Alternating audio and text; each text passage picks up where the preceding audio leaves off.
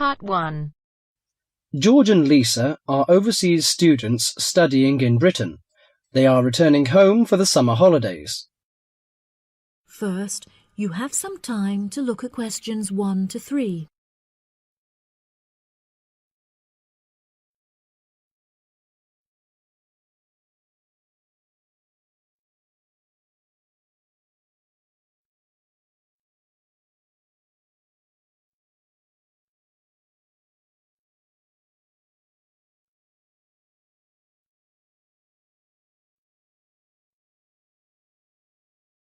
That'll be $23. Right, there's your change. Have a nice trip. Oh, I'll just get your bags out of the boot. Thank you very much. Now, George, let's find the check-in desk. Yes, but with all the changes they have made here at the airport, I'm not sure where the check-in desk is. I know, it's strange, isn't it? Why don't we ask for help? Good idea. What about that man sitting down over there? Which one? The one with the hat on and in the trolley? No, the one with the uniform behind the table. I'll ask him. Excuse me, could you tell me where the check-in desk for France Air is, please? Oh, let me think. The best way to get there would be to turn left at the end there, where the cafe is, and then go straight ahead until you're opposite the departure gates entrance. Oh, no, sorry. It might be quicker to turn right as soon as you get past the cafe, and keep going along the corridor until you come to the sliding doors at the end. On the left. Yes, that's it. All the check-in counters are in a hall there. I'm pretty sure France Air is directly to your left as you walk in the hall. Thanks a lot. So, it's the left past the cafe and then right opposite... The bookshop. You can't miss it. Come on then, Lisa. We don't want to be late, and I want some time to get a cup of coffee and look around the bookshop. OK, George, but I want to go to the restroom first. I'll meet you at the check-in desk.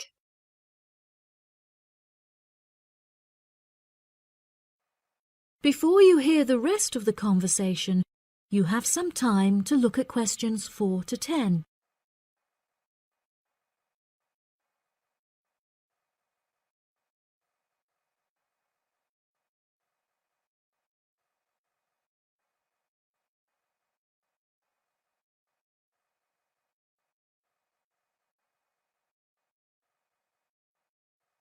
Now listen and answer questions 4 to 10. Good morning. Can I help you? Yes, I would like to check in for flight FA492. Very good. Can I have your ticket and passport, please? Oh, yes, here you are. OK, thanks. If you could just put your suitcase on the scales.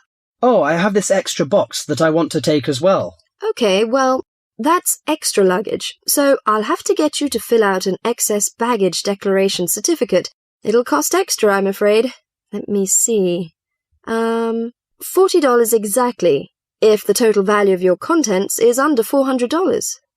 Oh, well, what's the form for? It's just a form you have to fill out so that if there are any problems, we'll know where you are and how to contact you. So, if you can give me a few details, I'll key in the information. OK then, your passport says your name is Lavier. Is that right? Yes, George Lavier. George, Lavillers.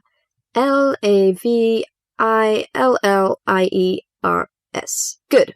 Now, nationality. French? No, wait a minute. It's a Swiss passport. Well, yes, I live in France, but I was born in Switzerland. Swiss. Very good. Flight number FA492. Destination is... Paris. Are you connecting with any other flight in Paris, or will you be staying there? I'm spending my vacation in Paris. Well, Sèvres, just outside Paris. OK. So what's the phone number there? Let me think. The country code for France is 33, and the number is 198614537. Right, so that's 331-9861-4537. Yes, that's it. And can you tell me briefly what you have in the box? Well, there are some books, just university textbooks from last semester, some clothes, and, my computer disks. OK, thank you. And what would be the approximate value of the contents? Quite a bit, actually. About $150. That's all. There's your receipt for the box, your passport and ticket, and here is your boarding pass. Gate 7. You can board the plane in about 35 minutes. Have a nice flight. That is the end of part 1. You now have half a minute to check your answers.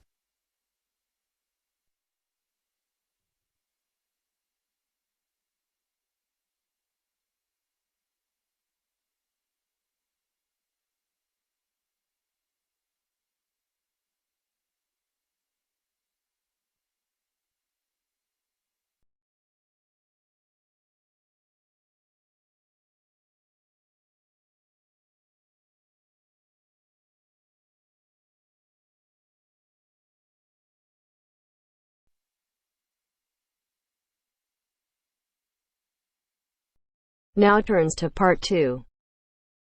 Part 2. You will hear a podcast on Canberra's theme park. Now you have some time to look at questions 11 to 16.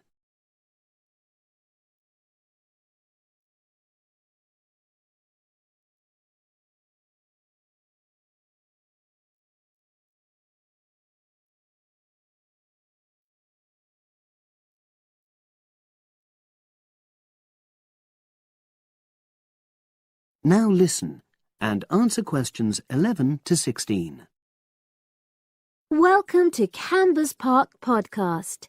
In the next few minutes, I'll tell you a little about the park and the amazing things we have to offer. We like to think that Canberra's offers more than other theme parks. Like them, we have a variety of exciting rides for people of all ages, but Canberra's also places strong emphasis on the educational experience for its visitors. Not boring facts, but lots of interactive exhibits. Although it's mainly an outdoor experience, we do have some indoor activities if the weather gets too dreadful. The park's got a lovely, well-established feel, set in 80 acres of beautiful countryside, about 3 miles south of the tourist resort of Dulchester. The park was set up in 1997 by the Canberra family, but then taken over by new owners in 2004, who have maintained the original vision of the Canberras. It has lots of old trees, hundreds of flower beds, and a gorgeous lake.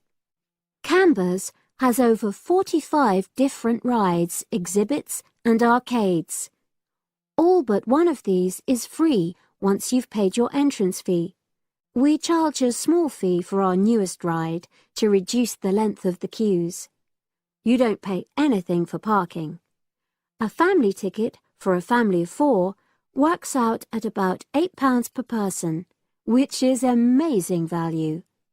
Full details of current prices are shown on our website, along with full details of rides, etc., and directions for getting to us.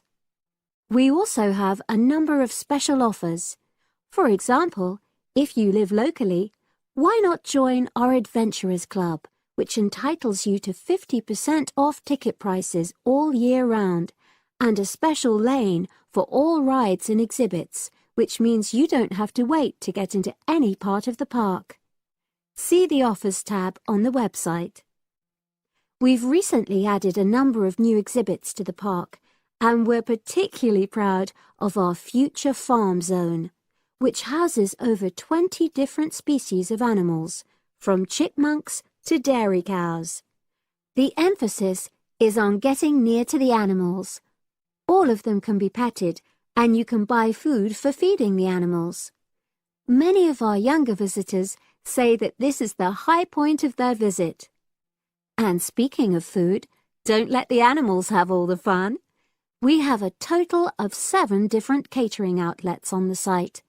We're open 10 to 5:30 all year round, and cold drinks and snacks can be bought at any time during opening hours. And hot food is available most of the day in the Hungry Horse Cafe from 11 until 5. just half an hour before closing time. Now you have some time to look at questions 17 to 20.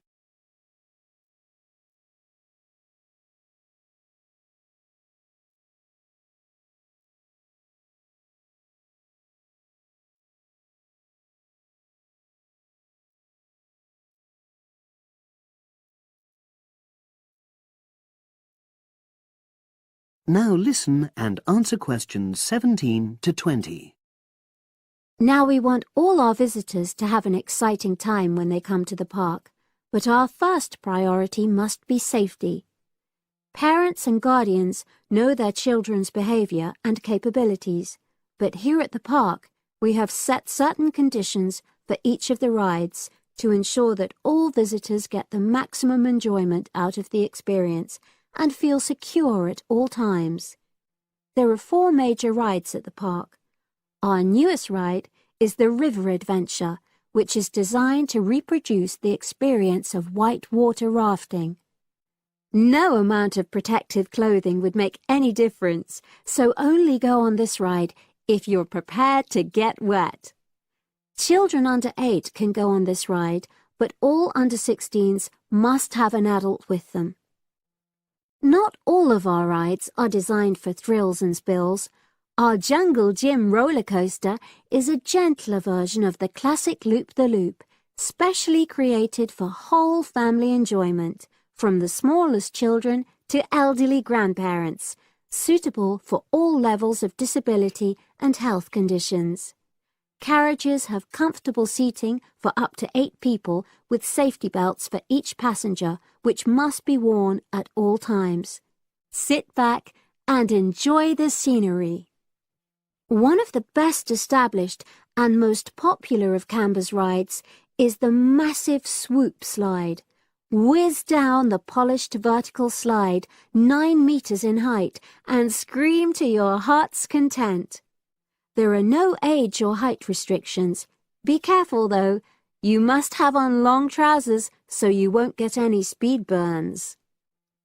And then there's the famous Zip Go-Kart Stadium with 16 karts, 8 for single drivers and 8 for kids preferring to ride along with mum, dad or carer.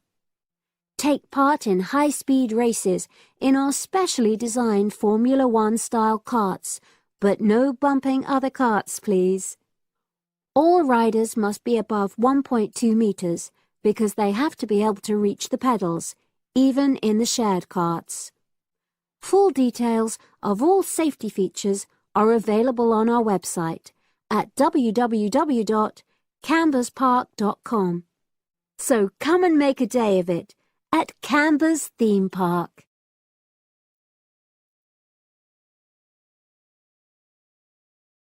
That is the end of part 2. You now have half a minute to check your answers.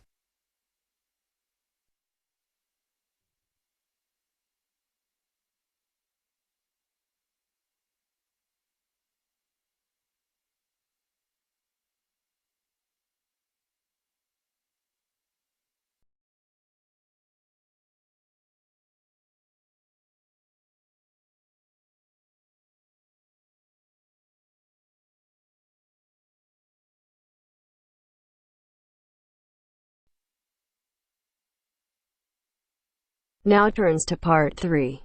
Part 3. You will hear a tutor and 2 students discussing the best ways to study. First, you have some time to look at questions 21 to 25.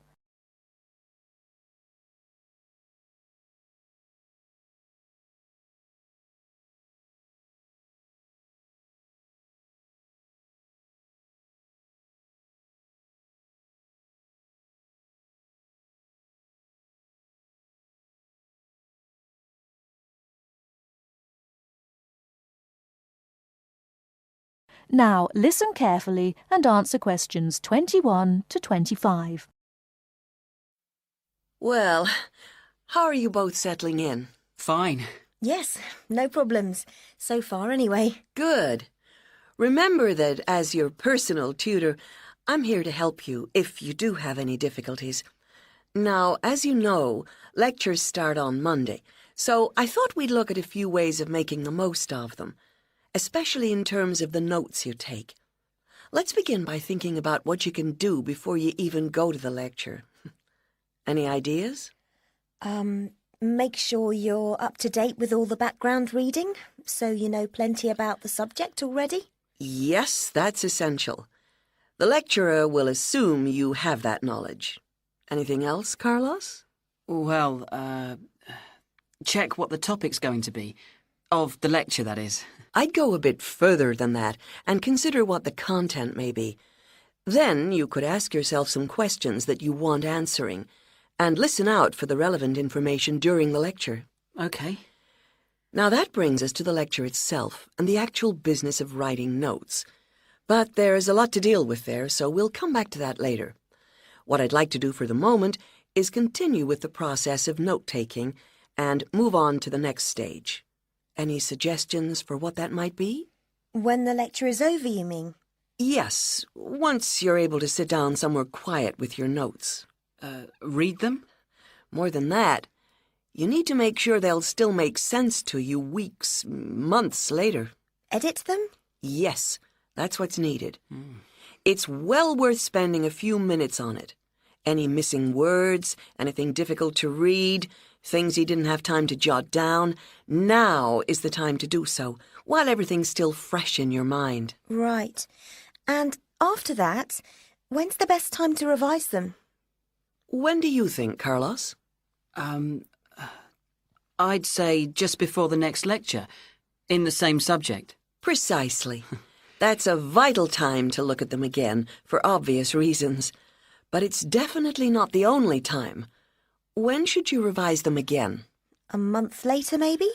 Sooner, and much more often than that. I'd recommend you look at them again once a week. That's why it's so important they're complete and easy to follow.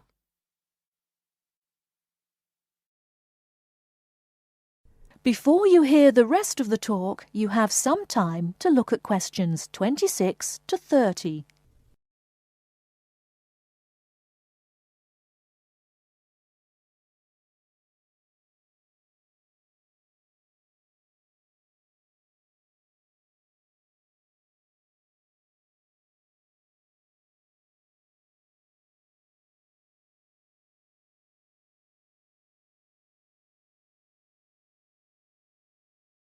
Now listen and answer questions 26 to 30. Right. Let's go back to note-taking and begin with the basics before the lecture has even started. What should you do when you walk into the room? Get a good seat, at the front if you can, where you can hear clearly and avoid distractions. Yes, though obviously others will have had the same idea, so it's as well to get there a bit early. So, when the lecture's underway and you're busy jotting things down, what should you try to ensure? That you're getting all the main points. And what if you don't catch something you know must be important? I'd leave a space. Then I could check it later. Perhaps by asking a question at the end and fill it in afterwards. That's an excellent way to deal with it, yes. And there's something else I'd like to mention here. Talking about going through notes afterwards, it's absolutely vital that what you write is legible for one very good reason. It saves time. You'll waste many hours during the course if your revision is held up because you can't read what you've written. Okay. What else can we do to make listening and note-taking more efficient? Well, I always listen out for signpost words. Sorry, what are they? They're the ones lecturers use to say where they're going. A bit like a signpost at a road junction, I suppose. Things like, the first reason is, however, to sum up, and so on. Yes, they can tell you when something important is coming. And help you organize your notes, too. Is there anything else you can add, Carlos? There's something I think's very useful, but it's later, after the lecture is finished. That's fine. Go on. Well, what I do is go through what I've written down, summing up the main points in a few words in the margin, on the left-hand side of the page. I try to use words that'll jog my memory so that I can remember what everything's about when I look at them again. Yes, that can work very well. What some people do to review their notes is cover up their full notes from the lecture, maybe with a piece of paper or a card, and concentrate just on what they've put in the margin, trying to recall the details. Then they move the cover down a little and check whether they were right. Or you could put your main points on another piece of paper and clip them together. Instead of covering and uncovering, you just hold a page in each hand. Sure. It's down to personal preference, really. Everyone has their own learning style. That is the end of part 3. You now have half a minute to check your answers.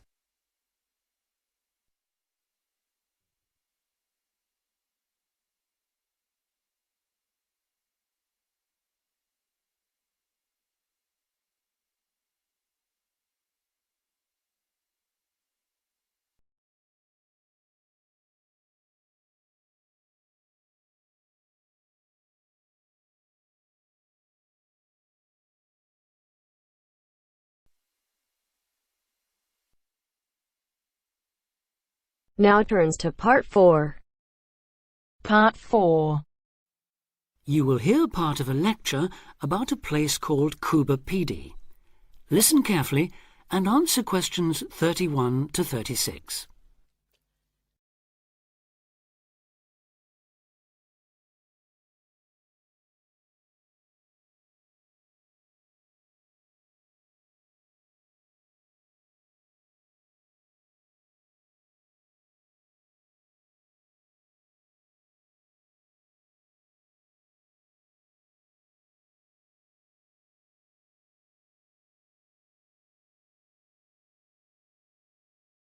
Listen carefully and answer questions 31 to 36. Good afternoon.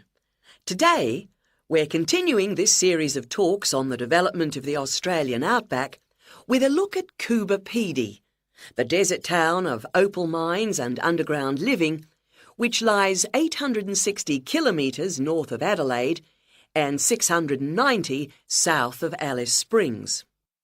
The inaccessibility, harsh climate and almost total lack of water made it a highly unlikely place for human habitation.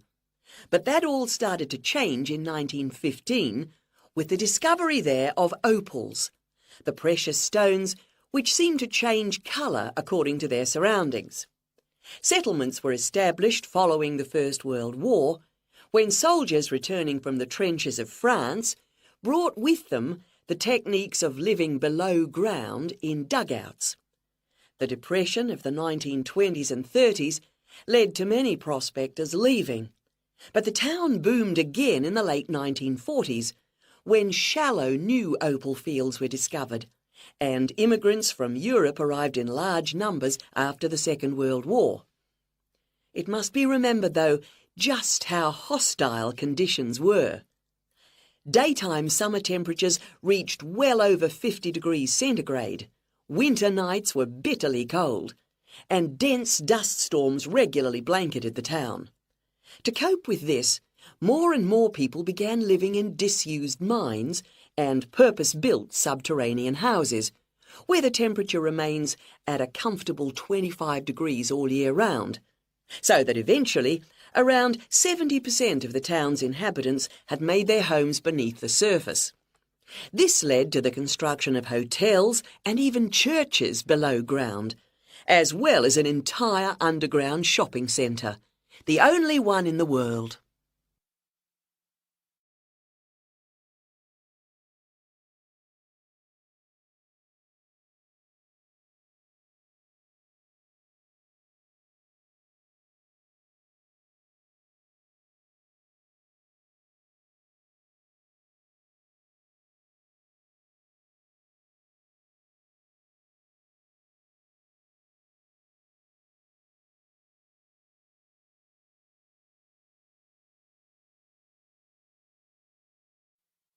Now answer questions 37 to 40.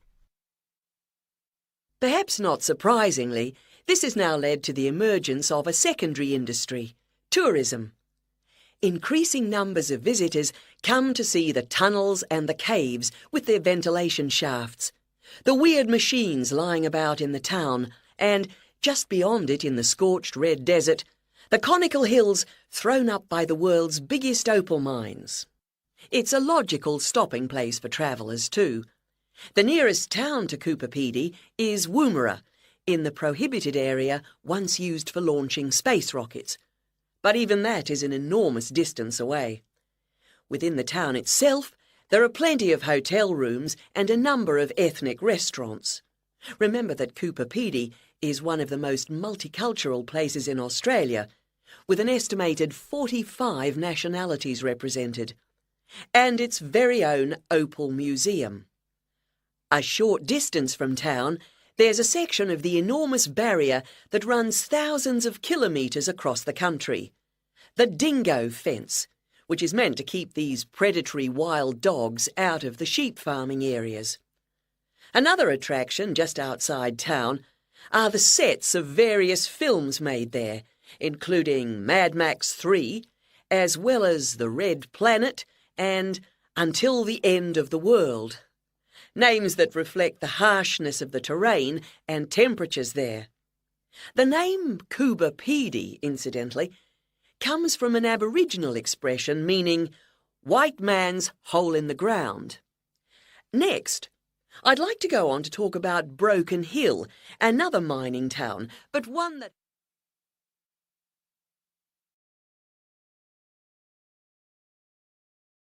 That is the end of part 4. You now have half a minute to check your answers.